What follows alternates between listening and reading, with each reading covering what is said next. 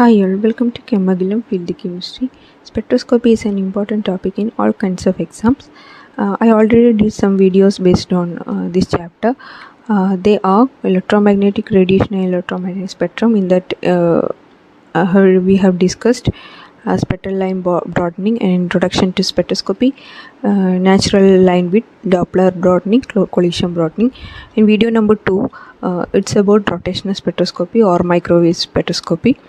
Then video number 3, it is vibration spectroscopy or IR spectroscopy. It includes single harmonic oscillator and harmonic oscillator, its selection rule, fundamental vibration, overtone, and related some points related to that. Next video was IR spectroscopy part 1 and part 2.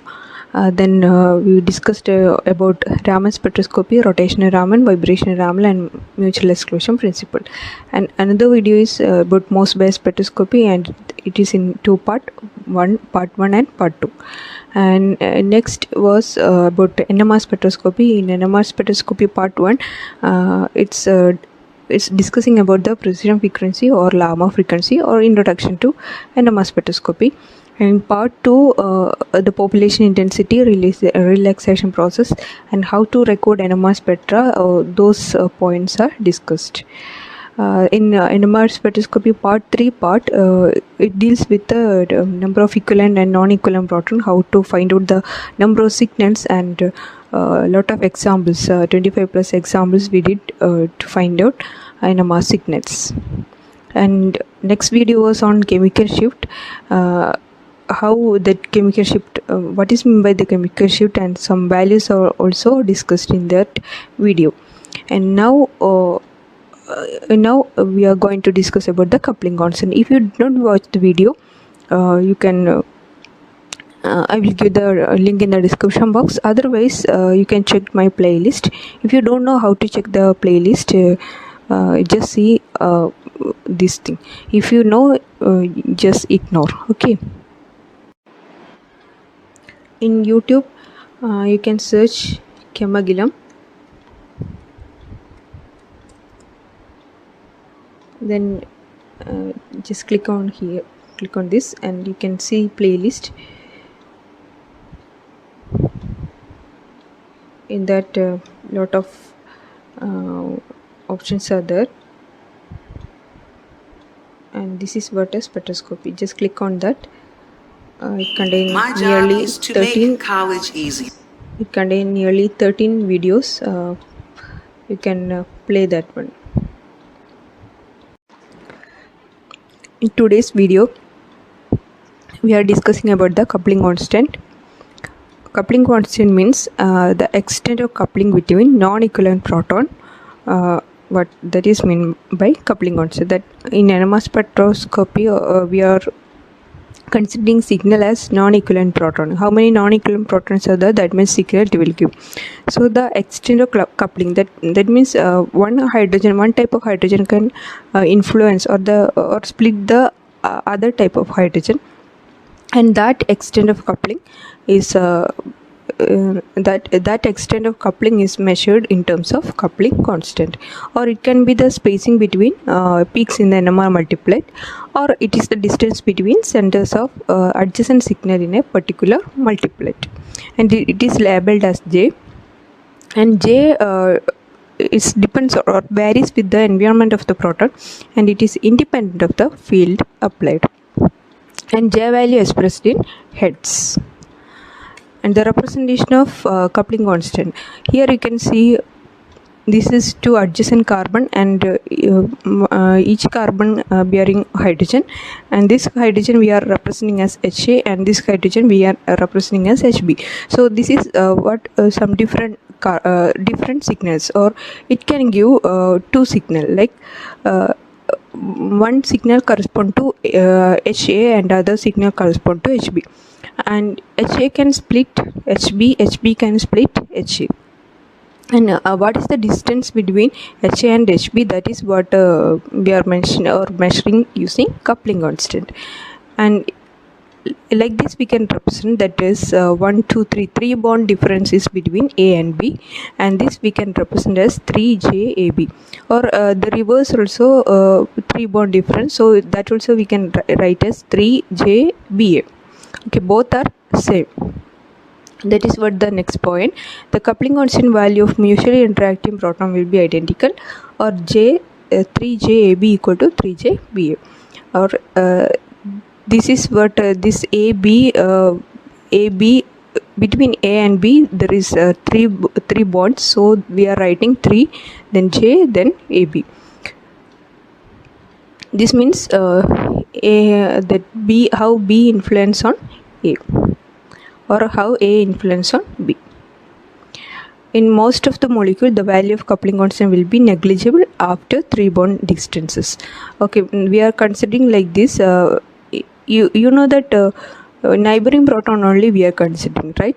When we are considering the splitting, only neighboring proton we are considering. That is what this point. Most of the cases after 3 bond distance it is negligible. Here it is 3 bond. After 3 bond it is negligible.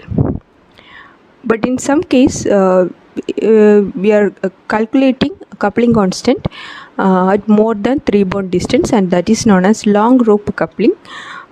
In some cases, some compounds we are considering more than 3 bond distance, that is known as long rope coupling. And the value of coupling constant depends on the bond distance between non-equivalent proton, that we already told. What 3 bond distance normally we are considering, more than 3 is negligible, but in the case of some molecules it is considering. Next is bond angle or dihedral angle between non-equivalent proton, that we will discuss, and the hybridization of carbon to which the equivalent proton are attached, that also we will discuss. So first point we already discussed, and coming to the second point, or bond angle or dihedral angle, how it will affect the value of J. And if a rotation is restricted for Wissner proton and sp3 carbon, and then Gem value depend on the dihedral angle, and that is we can calculate that using Karplus equation. This is the diagram for Karplus equation. And J3 means what? 3 bond distance, that is equal to 8.5 cos square theta minus 0.28 if the dihedral angle is between 0 to 90 degree. And the value is 9.5 cos square theta minus 0.28 if the angle is 90 to 180 degree. And this is what our second point mentioning. First point, the bond distance. Bond distance mean normally we are considering the 3 bond distance. After 3 that value will be negligible, but in some molecules we are considering after, or 3 bond, more than 3 bond cases we are discussing, or we are considering. Coming to the second point, bond angle or dihedral angle. So if the angle is 0 to 90, the J value will be 8.5 into cos square theta minus 0.28. If the angle is 90 to 180, then the value will be 9.5 cos square theta minus 0.28. Maybe you can expect some question from this equation. While putting the value of theta, you can calculate the value of J. Next is, in the case of benzene ring, coupling constant, like benzene ring means 2 hydrogens we are considering, and both are in different environment, or like Ha and Hb. In benzene all protons are equivalent. Don't confuse with this figure, but just consider there is 2 kinds of protons are there. If we have some substitution here, like if one OH is here, then this that ortho hydrogen to OH will be one kind of signal, and this meta will give one kind of signal, and this para will give another kind of signal. So like that we are considering, and don't confuse with this figure. Like all benzenes are equivalent, or the 6 proton in benzene equivalent. Okay, just consider that we have two kinds of hydrogens. How it will affect, that is what we have to discuss, and we are considering 2 protons, Ha and Hb. Okay, so the ortho coupling will be, or the ortho value will be, we can write as 3J, and it lies in between 7 to 8 hertz. Okay, these values very helpful when we are doing structure elucidation. Okay, whether the compound is ortho-substituted, meta-substituted, para-substituted, we can eliminate options by using these values. So benzene ring and the coupling constant value is very important. Just note on all the values. If J value for ortho-substitution, that is 3J, will be 7 to 8 hertz, and when it come to meta, it will be 4J value, then it will be 2 to 3 hertz, and when it comes to para, it is 5J, and the value will be 0 to 1 hertz. So this from these values we can eliminate some structure, or we can in structural illustration it will be very helpful. And here you can see that this is 3 bond, this is 4 bond, this is 5 bond. That is what we mentioned in our last point. Okay, more than 3 also we are considering. So that is in the case of ortho, meta and para, and these values are very important, note down. Okay, next, long range coupling can also observed in some specific example, like those non-equivalent protons oriented making W as a shape of W, and this is known as W coupling. Some examples are like this. Okay, you can see this is what cyclohexane, chair form of cyclohexane, and here one hydrogen, and this is what 1 3 position hydrogens are there, and that can form like a W like shape. So that is known as what W coupling, and some values are there for it's like 1 bond, 2 bond, 3 bond, 4 bond, J4, like it's long range coupling. When previously we told what 3J up to 3 bond distance only we are considering, but in some molecules we are considering more than that.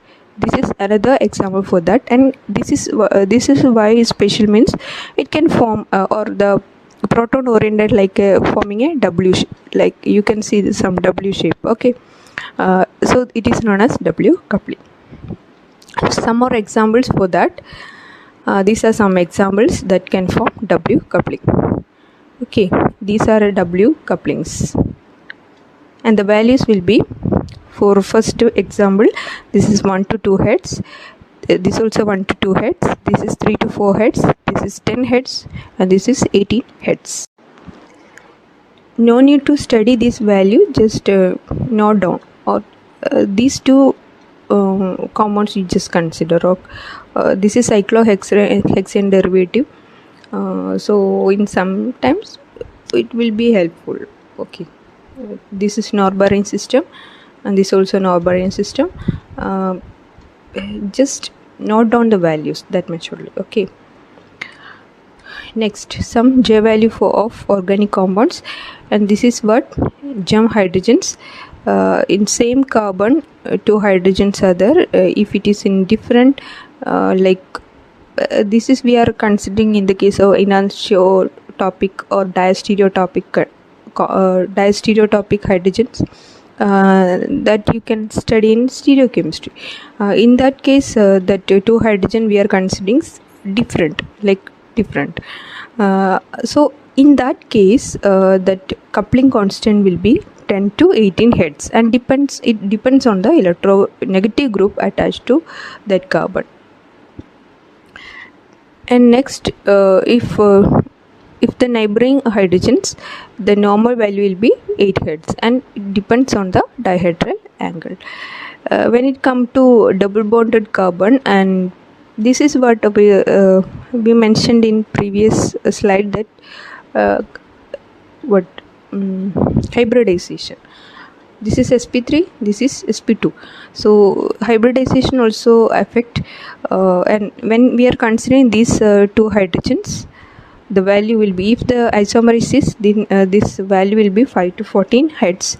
If it is trans isomer, it is 11 to 19 hertz. These are also very important, and these values we used to identify the structure, whether it is cis compound or trans compound. Trans will give higher value and cis will give less value. Here this value also you have to note on. This is also very useful to in the case of structure elucidation. Okay, and normally these two value will be 10 to 18 hertz, and in case of cis isomer this is 5 to 14.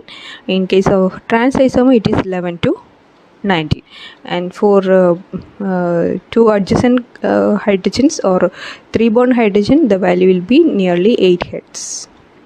For auto substituted compound the value will be 7 to 10 hertz.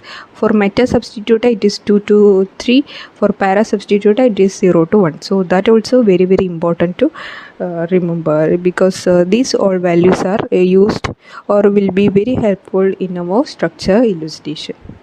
Okay,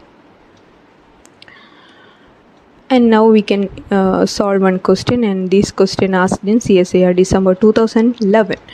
The NMR spectrum of AX3 exhibit lines at tau value 2.1 and 2.3 ppm for X-type protons, and tau value 4.1, 4.3, 4.5 and 4.7 for A-type protons measuring from TMS with an instrument operating at 100 MHz. The chemical shift in ppm of A and X proton and coupling constant in hertz are, and we have 4 options. And don't feel like, okay, how this both are protons, how it is coming like AX3. Don't tell like that. It's simply mentioning that there is 2 type of proton. One is X type, another is A type. Okay, for X type we have 2 values, and for A type we have 4 value. That means this is what A type proton.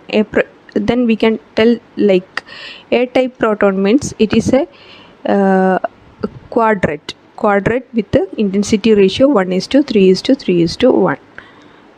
Here 4 values are there, that means it is a quadrate. Quadrate means that intensity will be 1:3:3:1, and it represented like this: 4.1, 4.3, 4.5 and 4.7. Now we have to find out the chemical shift, and all these values are in ppm, and the middle value or the middle point will give the chemical shift value of A. So you can take the average of all these 4 and you will get a value of 4.4. In the case of X-type proton, it is 2 values. That means it's a doublet. Doublet have the intensity ratio 1:1.